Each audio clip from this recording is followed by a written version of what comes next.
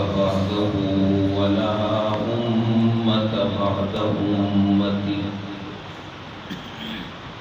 أما بعد فأعوذ بالله من الشيطان الرجيم. بسم الله الرحمن الرحيم. إنا نحن نزلنا الذكر وإنا له لحافظون. صدق الله العظيم وبلغنا رسوله النبي الكريم. وقال النبي صلى الله تعالى عليه وسلم: خيركم من تعلم القرآن وعلمه. صدق الله العظيم وصدق رسوله النبي الكريم. ونحن على ذلك لمن الشاهدين والشاكرين والحمد لله رب العالمين. يا رب صل وسلم دائما أبدا على حبيبك خير الخلق كلهم. انتہائی محترم مکرم دوستوں، بزرگوں، نوجوان بھائیوں، آج کی یہ تقریب سعید تحفیظ القرآن کے خوبصورت عنوان سے معنون ہے. حفظ قرآن کی تکمیل کے موقع پر آج ہم اور آپ اس محفل میں شریک ہوئے ہیں. اللہ تبارک و تعالی ہم سب کی حاضری اپنی بارگاہ میں قبول و منظور فرمائے. میں چند اہم باتوں کی طرف اپنے دوستوں کو آج کی اس محفل میں متوجہ کرنا چاہوں گا. سب سے پہلی گزارش یہ ہے، اللہ کے پیارے نبی محمد کریم صلی اللہ علیہ وآلہ وسلم نے ارشاد فرمایا، جس محفل میں قرآن کریم کا اختتام ہو، قرآن کریم کی تکمیل ہو، اس محفل میں دعائیں قبول ہوتی ہیں. یہ فرمان کسی عام ہستی کا نہیں، امام الانبیاء صلی اللہ علیہ وسلم کا فرمان ہے. اور بخاری شریف جیسی اتھنٹک کتاب میں، مضبوط ترین کتاب میں یہ حدیث موجود ہے. آپ فرماتے ہیں کہ جس محفل میں قرآن کریم کا اختتام ہو، اس محفل میں اللہ دعائیں قبول کرتے ہیں. میں اس محفل میں آنے سے پہلے یہ نیت کر کے آیا ہوں، اللہ تبارک و تعالیٰ کے آگے جھولی پھیلا کر ہم کچھ باتیں، کچھ چیزیں، کچھ رحمتیں مانگیں گے. امید ہے اس محفل کی برکت سے اللہ ہماری دعاؤں کو قبول فرمائے. آمین.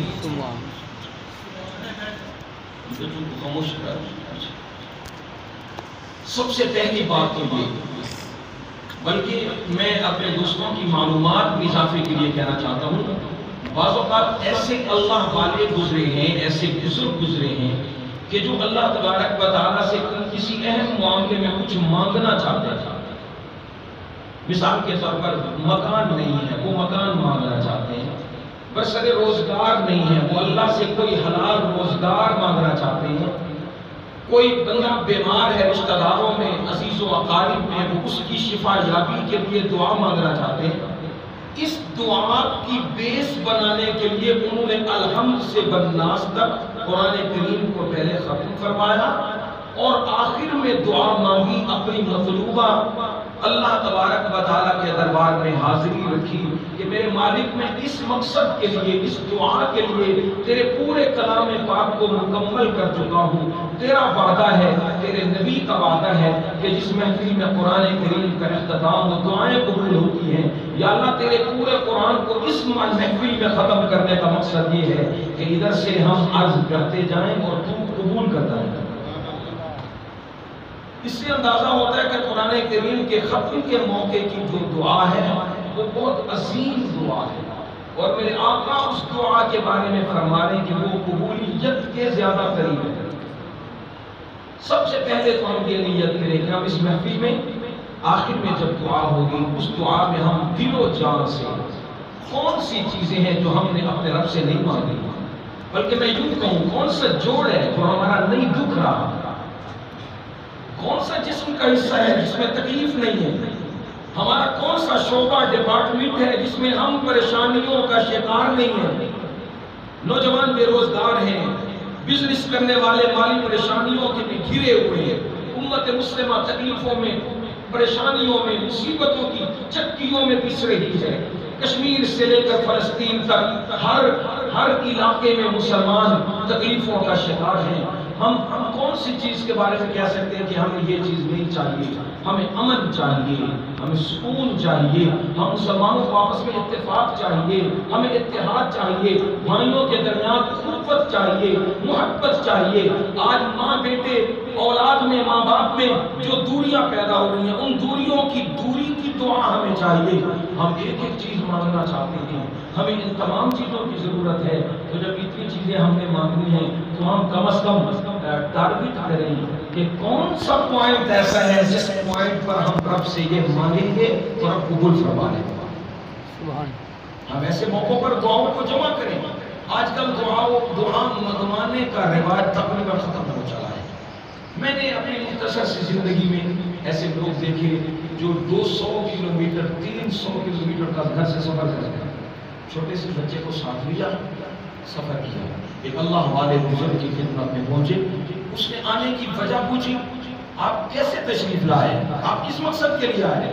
وہ اللہ والا یہ پوچھ رہا ہے اور آنے والا جواب دے رہا ہے، حضرت میں 300 کلومیٹر کا سفر کسی اور مقصد کے لیے میں نے نہیں کیا، میں تعویذ لینے بھی نہیں آیا، میں دم کروانے بھی نہیں آیا، میں جناب سے صرف یہ ریکویسٹ کرنے آیا ہوں، آپ دعا کے لیے ہاتھ کھڑے کریں، میں آمین کہوں گا۔ یہ میرا ایک دانہ ہے، یہ میرا ایک پھول ہے، یہ میرے آنگن میں ایک نکھرا ہوا پھول ہے، آپ اس کے لیے دعا کر دیں، رب اس کا دین بھی بنا دے، اس کی دنیا بھی بنا دے۔ اللہ والوں سے دعا کرانے کا اتنا اہتمام کیا جاتا ہے۔ اب ہماری دعائیں انتہائی غیر ضروری کام بن کر رہ گئی ہیں، بے وقت بے ویلیو ہو چکی ہیں۔ میرے دوست اچھی طرح ان چیزوں کا مشاہدہ اور تجربہ کر چکے ہوں گے۔ جب ہمارے ہاں عموماً کلچر میں خیرات ہوتی ہے، مولوی صاحب کو کہا جاتا ہے جب کھانا تقسیم کرنا چاہ رہے ہیں اور آپ ادھر سے دعا شروع کریں، کھانا اگر تقسیم ہو گیا تو انہیں اشارہ کر دیا جاتا ہے کہ بس آپ دعا کو بریک کر دیں کیونکہ کھانا تقسیم ہو گیا ہے۔ اور اگر آدمی بندے کچھ بچتے ہوں، مزید ایریا رہتا ہو اور اس میں ابھی ہم نے کھانا تقسیم کرنا ہو، ہم مولانا صاحب کو آپشن دیتے ہیں جناب تھوڑا سا دعا کو لمبا کیجئے تاکہ ہم کھانا تقسیم کر لیں۔ یہ ہم نے دعا کو ایک کپڑا بنایا ہوا ہے ململ کا، اس کو ہم نے پلاسٹک بنایا ہوا ہے، جہاں مرضی اس کو کلوز کر لیں، جہاں مرضی اسے لمبا کر لیں۔ دعا مانگنے والے، اور میں یہ کہنا چاہتا ہوں منبر رسول پہ بیٹھ کر، اللہ کے گھر میں بیٹھ کے، باوضو بیٹھ کے کہنا چاہتا ہوں، اس دھرتی میں مجھے نیکی کے تمام کاموں میں دعا سے بہتر کوئی چیز نہیں ملی۔ نماز بعد میں، روزہ بعد میں، حج بعد میں، زکوٰۃ بعد میں، آپ مجھے کوئی ایک عبادت بتائیں جس میں دعا نہ ہو۔ ہم قیام کرتے ہیں دعائیں، رکوع کرتے ہیں دعائیں، سجدہ کرتے ہیں دعائیں، اتحیات کے بعد دعائیں، نماز ختم کر لینے کے بعد دعائیں، سحری کے وقت دعائیں، افطاری کے وقت دعائیں، تراویح کے بعد دعائیں، عمرے میں دعائیں، طواف کر رہے ہیں تب دعا، حجر اسود کے سامنے ہے تب دعا، مقام ابراہیم پہ ہے تب دعا، صفا مروہ پہ ہے تب دعا، مینا میں ہے، مزدلفہ میں ہے، عرفات میں ہے تب مینا، روضہ رسول پہ ہے تب دعا۔ ہماری کون سی عبادت ہے جہاں دعائیں نہیں ہیں؟ اور پورے قرآن کا نچوڑ اور مکھن سورۃ فاتحہ ہے، اور سورہ فاتحہ میں میرے اللہ نے جنت کا تذکرہ نہیں کیا، جہنم کے تذکرے نہیں کیے، میرے نبی کی سیرت اور صورت کا تذکرہ نہیں کیا، مکہ اور مدینہ کا تذکرہ نہیں کیا۔ سورۃ فاتحہ میں اللہ نے اپنی مخلوق کو صرف ایک سبق دیا ہے کہ دعا مانگو، اور دعا ویسے مانگو جیسے میں رب تمہیں سکھا رہا ہوں۔ سورۃ فاتحہ میں ہم کیا مانگتے ہیں؟ صرف دعا ہی مانگتے ہیں، ایک ہی دعا ہے، اللہم اہدنا الصراط المستقیم، اے اللہ ہمیں سیدھا راستہ دکھا۔ یہ پہلے 3-4 آیتیں اس دعا کے لیے بیس ہیں، اس دعا کے لیے بنیاد ہیں۔ الحمدللہ رب العالمین، میرے مالک تعریفیں تیری، حمد و ثنا تیری، تو رحیم ہے، تو کریم ہے، تو مالک یوم الدین ہے۔ ہم اللہ کی تعریفیں کر رہے ہیں تاکہ بیس مضبوط ہو جائے، اب ہم آگے مانگتے جائیں، اللہ دیتا جائے۔ تو ختم قرآن کی محفل میں اللہ تبارک و تعالیٰ ویسے تو ہر وقت سنتے ہیں، لیکن چونکہ قرآن کا اختتام ہوتا ہے اللہ اس کی برکت سے دعاؤں کی قبولیت کو زیادہ کرنے لگتا ہے، اس کا گراف لیول بڑھا دیتا ہے۔ ایک بات میں یہ گزارش کرنا چاہتا ہوں۔ دوسرے نمبر پر قرآن کریم کا جب اختتام ہو، قرآن کریم کا جب اختتام ہو، انتہائی قابل غور نقطہ میں اپنے دوستوں کے سامنے رکھنا چاہتا ہوں۔ آپ نے تراویح میں کئی مرتبہ قرآن کریم کا اختتام سنا ہوگا۔ اختتام کیسے کیا جاتا ہے؟ قاری صاحب بیٹھے میرے ساتھ تشریف فرمائیں، کون سا بچہ ہے جو قرآن کریم کا اختتام اسی طریقے پر نہیں کرتا جس طریقے پہ میں عرض کر رہا ہوں؟ آخری رکعت میں کیا ہوتا ہے؟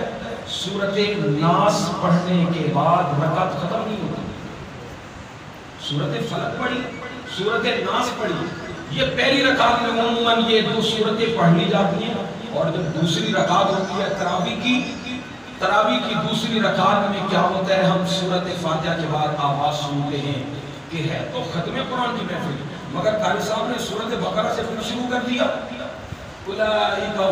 اولئک هم المفلحون، تک انہوں نے جا کے سٹارٹ کیا اور اب قرآن کریم ختم ہوا۔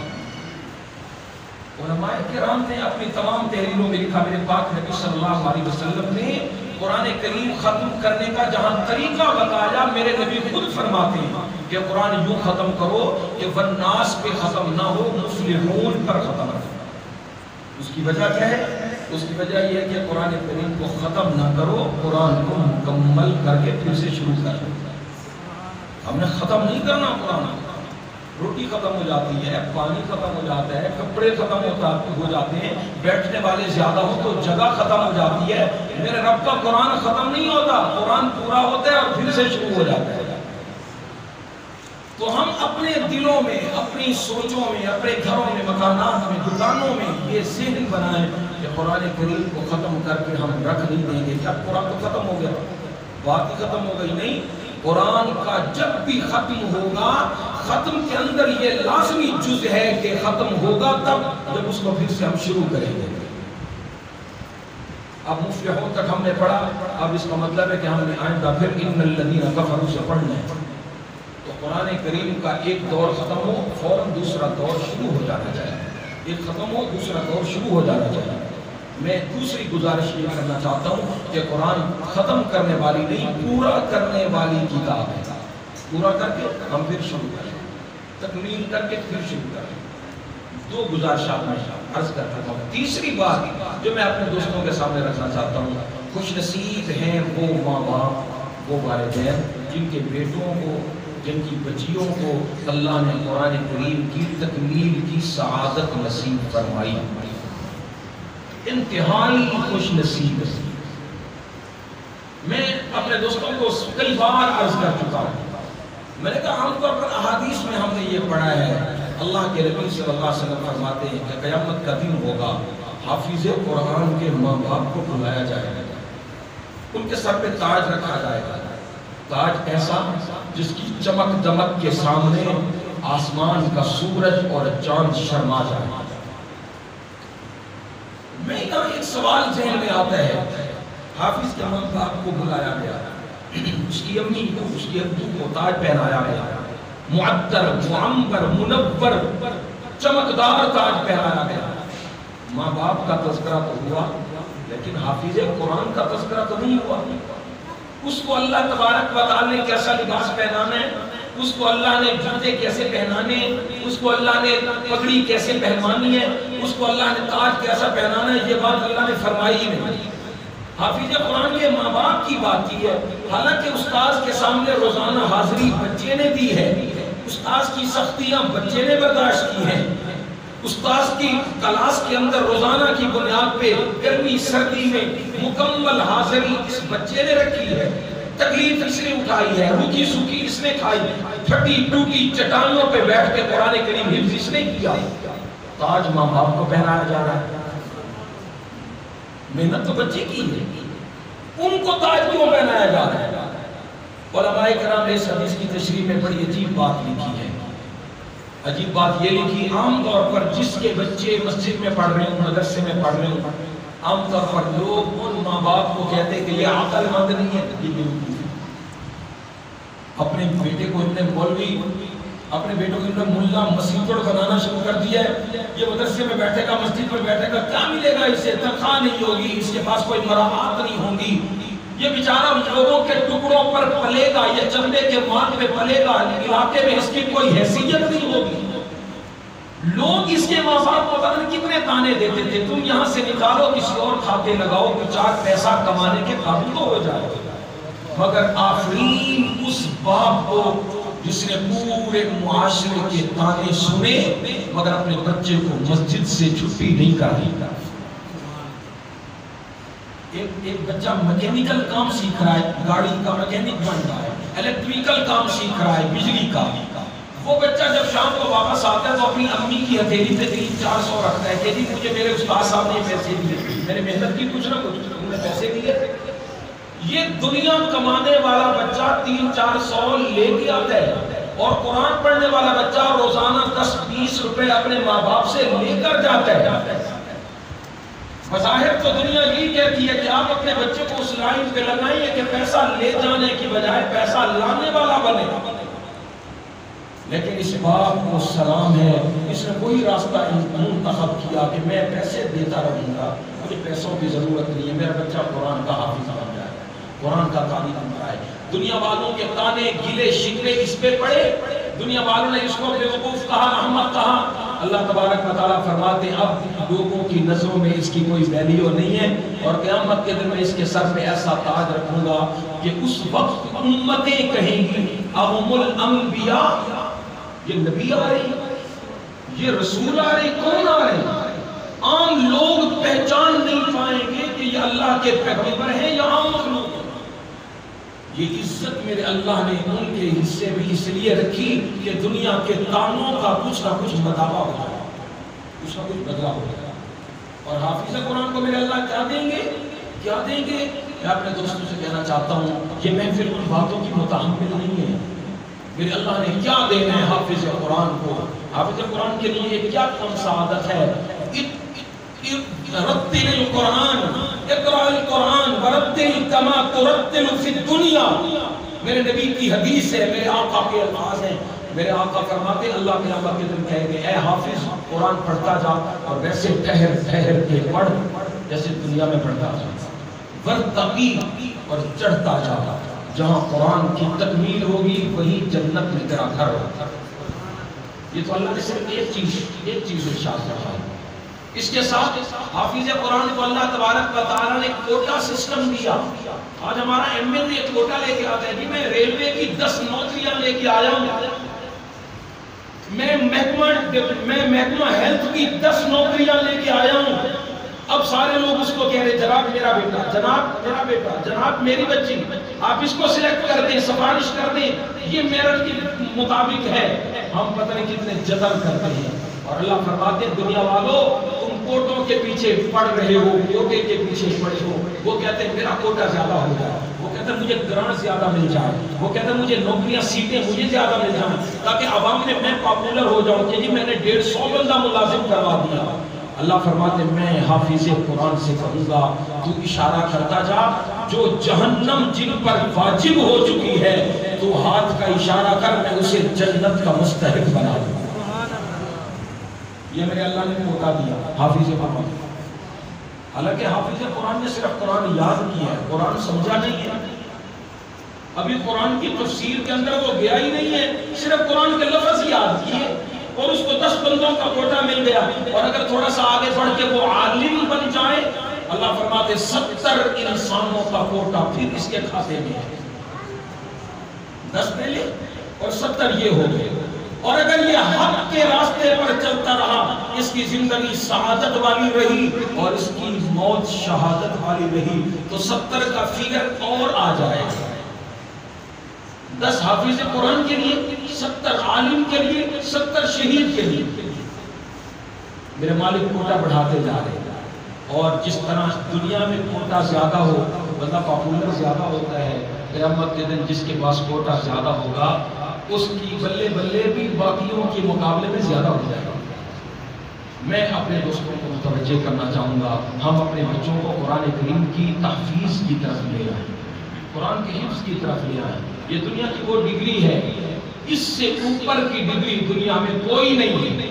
ایسے ہم کہتے ہیں میرا بیٹا اعلیٰ تعلیم حاصل کر رہا ہے، ڈپلومے کر رہا ہے، یہ کورس کر رہا ہے، میرا بچہ یہ کر رہا ہے، ٹھیک ہے، یہ دنیا کی چیزیں ہیں، یہ عصری علوم ہیں، ان کی ویلیو بھی ایک میدان میں یقیناً ہوگی، لیکن میں جس ڈگری کا تذکرہ کر رہا ہوں یہ وہ ڈگری ہے زمین کے اوپر بھی یہ چلتی ہے، زمین کے نیچے بھی یہ چلتی ہے۔ دنیا کی ساری ڈگریاں اوپر چلتی ہے، نیچے نہیں چلتی۔ کون ہے جو قبر کے اندر ہمت کر کے کہے میں انجینئر ہوں، میں وکیل ہوں، میں جج ہوں، ہائی کورٹ کا جج ہوں، سیشن کورٹ کا جج ہوں، سپریم کورٹ کا جج ہوں؟ وہاں کہا جائے گا تم کچھ بھی ہو، ہمیں یہ بتاؤ کہ اللہ کو مانتے ہو یا نہیں مانتے؟ تم کچھ بھی ہو، یہ بتاؤ نبی کو کتنا مانتے ہو؟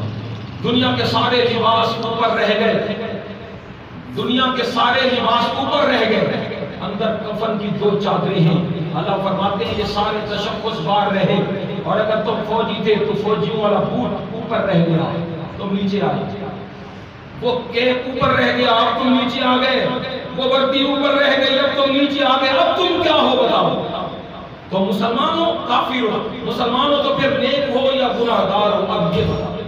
باقی دنیا میں تمہارے ایک قلم کی سیاہی، تمہارے قلم کی ایک جنبش اور ایک حرکت 50,000 میں بکتی تھی، فرشتے کہیں گے ہمیں اس سے کوئی واسطہ نہیں۔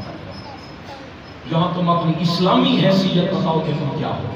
میں اپنے دوستوں سے کہنا چاہتا ہوں اپنے بچوں کو ہم اس تعلیم کی طرف لے آئیں، اور میں زیادہ زور اس لیے دے رہا ہوں، محفل سجی ہوئی ہے، میرے نبی صلی اللہ علیہ وسلم کا دربار لگا ہوا ہے، میرے آقا سے پوچھا گیا سب سے بہتر کون ہے، سب سے اعلیٰ کون ہے؟ ہم سے اگر پوچھا جائے جی اس پوری بستی میں، اس پوری کالونی میں، محلے میں کون سب سے بہتر ہے، ہماری نظر کس طرف جائے گی؟ جس کی گاڑی اونچی، جس کا بنگلہ اونچا، جس کے پاس کچھ دولت کی ریل زیادہ، ہم کہیں گے جی یہ سب سے بڑا زیادہ۔ میں محمد تمہیں بتانا چاہتا ہوں، زبان نبوت بولتی ہے، زبان رسالت بولتی ہے، پیغمبر اپنا لب ملاتے ہیں اور فرماتے سنو سنو قیامت تک آنے والے امت کے جوانوں، امت کے بوڑھوں، امت کے لڑکوں، امت کی عورتوں، سنو اس دھرتی پر سب سے بہتر وہی ہے، وہی تھا، وہی ہے اور وہی رہے گا جو قرآن پڑھ رہا ہے، قرآن پڑھا رہا ہے۔ سب سے بہتر، سب سے اعلیٰ، سب سے اچھا وہی ہے جو قرآن پڑھ رہا ہے، قرآن پڑھا رہا ہے، چاہے ٹوٹی ہوئی چٹائی پہ بیٹھا ہے تب بھی بہتر ہے، چاہے پیٹ اس کا خالی ہے تب بھی بہتر ہے، اس نے سستا سا کپڑا پہنا ہوا ہے تب بھی بہتر ہے، مہنگی گھڑی اس کے ہاتھ میں نہیں ہے وہ تب بھی بہتر ہے، اس کے گھر کا سرکل بمشکل چل رہا ہے وہ تب بھی بہتر ہے، لیکن اگر گاڑیاں اوپر ہیں، مکانات بہت بلند ہیں اور بندہ نہ قرآن کا حافظ ہے نہ محافظ ہے، میرے نبی کے دربار میں اس کی ویلیو نہیں ہے۔ ہم جتنا قرآن سے ٹچ ہوتے جائیں گے ہمارا وقار بڑھتا جائے گا۔ نعرہ تکبیر، شان قرآن زندہ باد، شان عظمت قرآن زندہ باد۔ میرے نبی صلی اللہ علیہ وسلم نے بات ختم فرما دی، خیرکم من تعلم القرآن وعلمہ، جس نے قرآن سیکھا، جس نے قرآن سکھایا وہ تم میں سب سے بہتر ہے۔ اور میں یہاں یہ بات کہنا چاہتا ہوں، حضرت معاذ بن جبل رضی اللہ تعالی عنہ میرے نبی صلی اللہ علیہ وسلم کے عظیم شاگرد ہیں۔ عام طور پر ہم یہ سمجھتے ہیں کہ صحابہ کرام میرے نبی کی دنیا سے رخصتی کے بعد حکومت میں آئے تھے، مگر میں معاذ بن جبل کو سلام پیش کرتا ہوں، میرے نبی ابھی حیات ہیں اور معاذ بن جبل کو میرے نبی نے خود یمن کا گورنر بنا دیا۔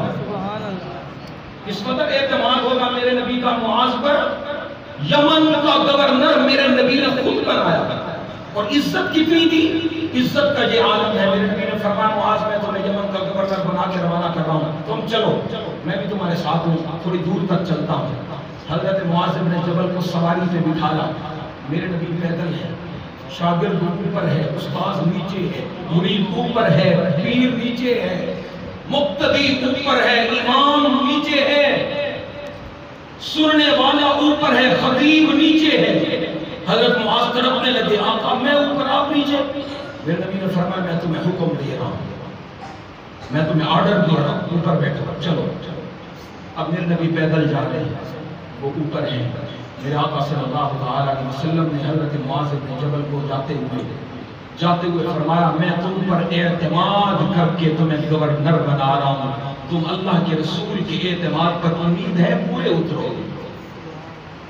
معاذ مجھے تم پر اعتماد ہے، اور میرے نبی نے صحابہ کرام کی محفل میں کہا تھا میری امت میں جس نے عالم دیکھنا ہو تو معاذ ابن جبل دیکھے۔ یہ عام بات ہے، عام بات ہے۔ امام الانبیاء، سید الانبیاء، کل کائنات کا سردار، جس کا نام لے کر کہے کہ اگر کسی نے عالم دیکھنا ہو تو اس کو دیکھے، اس کے علم کا کیا کہنا، اس کے مقام کا کیا کہنا۔ حضرت معاذ بن جبل رضی اللہ تعالیٰ عنہ میرے نبی نے عالم قرار دیا، میری امت کا عالم ہے۔ یہ میرے نبی کی زندگی میں یمن کے گورنر بنے۔ حدیث پاک میں آتا ہے وبا چلی، وبا پھوٹی، جس علاقے میں حضرت معاذ بن جبل رہتے تھے وبا چلی، نتیجہ نکلا ان کا سگا بیٹا فوت ہو گیا۔ 2-3 دن بعد ان کی 2 بیویاں ایک ہی دن میں فوت ہو گئی۔ بیٹا فوت ہوا پہلے، 2-4 دن کے بعد دونوں بیویاں ایک دن میں فوت ہو گئی۔ حضرت معاذ بن جبل رضی اللہ تعالیٰ پریشان بھی ہوئے، لیکن اللہ کے فیصلے پر راضی تھے۔ میرے نبی صلی اللہ علیہ وسلم تشریف لے جا چکے۔ ابو بکر مصنف نے اپنے دور تک اور بعد میں قیامت تک کے آل احوال اس میں مکمل لکھے ہیں، میں وہ کتاب پڑھ کے کہہ رہا ہوں۔ وبائیں جب دنیا میں پھوٹتی ہیں ان کا انداز کچھ اور ہوتا ہے۔ ہمارے ہاں جو ماحول بنا ہوا ہے یہ انداز کچھ اور ہے۔ وبائیں جب پھوٹتی ہیں، وبا یوں نہیں پھوٹتی کہ مشرق سے لے کر مغرب تک پوری دنیا کے ایک ایک محلے اور کالونی میں ایک ہی دن میں وبا پھوٹ پڑے، ایسا نہیں ہوتا۔ وبا ایک علاقے میں ہوتی ہے، دوسرے علاقوں میں نہیں ہوتی، بس آہستہ آہستہ پھیلتی ہے، اس کو پھیلتے پھیلتے ٹائم لگ جاتا ہے۔ اور جب وبا کسی علاقے میں پھوٹتی ہے تو اس وبا کی پبلسٹی کرنے کی ضرورت نہیں ہوتی، وبا اپنی پبلسٹی خود کرتی ہے۔ اس وبا کے لیے اشتہار نہیں چھاپنا پڑتے، وہ وبا خود بتاتی ہے میں کہاں ہوں۔ جس علاقے میں وبا پھیلتی ہے ہر گھر میں 3-4 فوتگیاں، ہر خاندان میں 3-3 فوتگیاں بیک وقت ہو جاتی ہیں۔ ایک ہی گھر ہے، ابا فوت ہو گیا، بیٹا فوت ہو گیا، بھائی فوت ہو گیا، لوگ حیران ہوتے ہیں 3 میتیں گھر میں رکھی ہوئی ہیں، کس کو بلائیں؟ جس کو بلانے کے لیے جاتے وہ کہتا ہے 4 میتیں میرے گھر میں بھی رکھی ہیں۔ اللہ معاف فرمائے، اللہ اس امت کو وباؤں سے محفوظ رکھے۔ ہم نے وبا دیکھی نہیں، یہ نہیں ہے وبائیں، اللہ کا کرم ہے کہ میرے مالک نے ہم پر وہ اس انداز کی وبا نہیں بھیجی ہے۔ کفار پہ پھر بھی اس کی مار زیادہ ہے، مسلمانوں پر پھر بھی اللہ کا کرم ہے۔ وگرنہ وبائیں جب چلتی ہیں، اللہ معاف فرمائے، حضرت فاروق اعظم رضی اللہ عنہ کے زمانے میں وبا چلی، 1 ہفتے میں 12,000 صحابہ اس وبا میں شہید ہو گئے، 1 ہفتے میں۔ اور میں صحابہ کرام کا نام لوں آپ حیران ہوں گے، معاذ ابن جبل اس امت کا سب سے بڑا عالم اسی وبا میں شہید ہوا۔ ابو عبیدہ بن الجراح جو 10 صحابہ میں شامل ہیں جن کو نام لے کر میرے نبی نے فرمایا یہ جنتی ہے، وہ ابو عبیدہ بن الجراح اسی وبا میں شہید ہوئے۔ اور جب حضرت ابو عبیدہ کی شہادت کی وفات کی خبر ملی، حضرت فاروق اعظم گھٹنوں میں سر دے کر رو رہے، تڑپ رہے ہیں۔ لوگوں نے پوچھا امیر المومنین کیا ہو گیا؟ فرمایا تم کیا جانو، تمہیں کیا پتا ابو عبیدہ کون تھا، تمہیں کیا پتا اس کی شخصیت کیا تھی؟ میں کہتا ہوں پوری کائنات کو سونے چاندی سے بھر دیا جائے اور دوسری طرف ابو عبیدہ رکھا جائے، تم نہیں جانتے کہ پوری کائنات کا سونا ابو عبیدہ کے 1 دن کا مقابلہ نہیں کر سکتا۔ ابو عبیدہ بن الجراح اسی وبا میں شہید ہو گئے۔ معاذ بن جبل کا بیٹا شہید ہوا، حضرت معاذ بن جبل کی 2 بیویاں شہید ہوئی اور خود حضرت معاذ بن جبل شہید ہوئے وبا میں، اسی بیماری میں۔ اور کیفیت کیا تھی؟ کیفیت کیا تھی؟ جس دن حضرت معاذ بن جبل کو وہ وائرس لگا، پتہ چل گیا حضرت معاذ کو کہ اب میں بھی اس وبا کا شکار ہو چکا ہوں۔ وہ گلٹیاں نکلتی تھی، دانے نکلتے تھے انگلیوں پر، ہاتھوں پر، اسے پتہ چلتا تھا کہ یہ بندہ اب 2-4 دن کا مہمان ہے۔ جب حضرت معاذ بن جبل کو تکلیف شروع ہوئی، منبر پہ کھڑے ہوئے، لوگوں کا مجمع ہے، حضرت معاذ بن جبل نے فرمایا لوگوں میں تمہیں بتانا چاہتا ہوں مجھے قانون کے یہ دانے نکل چکے ہیں۔ پورا مجمع سسکیوں میں بدل گیا، لوگ رونے لگ گئے، آپ کو تعاون لاحق ہو گیا ہے، اب کیا ہوگا؟ حضرت معاذ بن جبل نے فرمایا تم کیوں روتے ہو؟ کیا تمہیں اللہ کی تقدیر میں ایمان نہیں ہے؟ میری زندگی جتنی میرے رب نے لکھی تھی اتنی ہی رہے گی، اور اس کا اختتام بھی جس طریقے سے رب نے لکھا تھا اسی طرح ہی ہوگا۔ اور فرمایا اس گلٹی کو، اس دانوں کو دیکھ کر حضرت معاذ بن جبل فرمانے لگے حبذا حبذا، وہ تجھے مبارکباد ہو، تو میرے پاس آ گیا ہے اور تو مجھے خوشخبری دے رہا ہے کہ 2 دنوں بعد تیری ملاقات امام الانبیاء سے ہو جائے گی۔ کہتے ہیں میں اپنے آپ کو مبارکباد دیتا ہوں، وہ لوگ موت کے لیے صرف میں یہ سوچ رہا تھا کہ جنت میں پہلے کس کو داخل کر دیں، یوں نہ ہو قیامت کے دن دوسری مجھ سے پوچھے کہ اس کی کیا اہمیت تھی کہ اسے جنت میں پہلے بھیجا، میرا کیا قصور تھا مجھے جنت میں بعد میں بھیجا۔ میں یہ سوچ رہا تھا کہ پہلے اس کا نمبر یا پہلے اس کا نمبر۔ آخر میں اس نتیجے پہ پہنچا کہ ان دو میں سے ایک کو قرآن زیادہ یاد تھا اور دوسری کو قرآن کم یاد تھا۔ میں نے یہ فیصلہ کیا جسے قرآن زیادہ یاد ہے اسے جنت میں پہلے داخل کرتا ہوں، جسے تھوڑا یاد ہے اسے بعد میں داخل کرتا ہوں۔ سبحان اللہ۔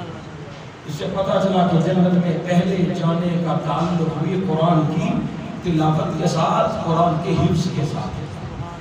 بہرحال میں اپنے تمام دوستوں، تمام بھائیوں سے کہوں گا، ایک تو اس قسم کی محافل میں جا کر ہمیں دعا کا اہتمام کرنا چاہیے، اپنے اللہ سے مانگنا چاہیے، صحیح طریقے سے گڑ گڑانا آہذاری کرنا چاہیے، اس رب سے مانگنا چاہیے جو مانگے، جو مانگ سکتے ہیں ہم مانگیں۔ اللہ فرماتے میرے دربار میں کسی مانگنے والے کی دعا ضائع نہیں جاتی، چاہے وہ دعا قبول نہ بھی ہو مگر یہ دعائیں لکھی جا رہی ہیں۔ قیامت کے دن اللہ ہر دعا کے بدلے مجھے اتنا کچھ دیں گے کہ بندہ کہے گا کاش میری کوئی دعا بھی قبول نہ ہوتی اور مجھے ان دعاؤں کا بدلہ ادھر دیا جاتا۔ اس لیے زیادہ سے زیادہ ہم مانگیں اور مانگیں اور مانگیں، منت سے مانگیں، اللہ تبارک و تعالیٰ ضرور عطا کرے گا۔ اور دوسرے نمبر پر ہم قرآن کریم کی تکمیل کی محفل میں ہم آئے ہیں۔ تکمیل کا طریقہ یہ ہے کہ قرآن ایک طرف سے ختم ہو تو دوسری طرف سے شروع ہو جائے۔ قرآن کو ختم کر کے نہیں چھوڑ دینا بلکہ اس کو دوبارہ سے شروع کر دینا ہے۔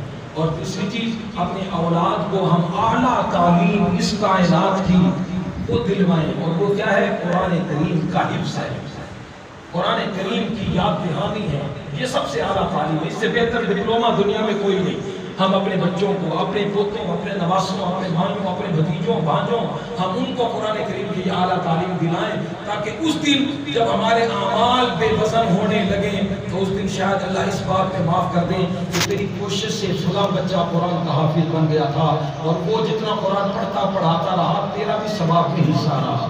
اللہ تبارک و تعالیٰ مجھے، میرے تمام دوستوں کو، ہم سب کا یہاں مل بیٹھنا اللہ اپنی بارگاہ میں قبول و منظور فرمائیں۔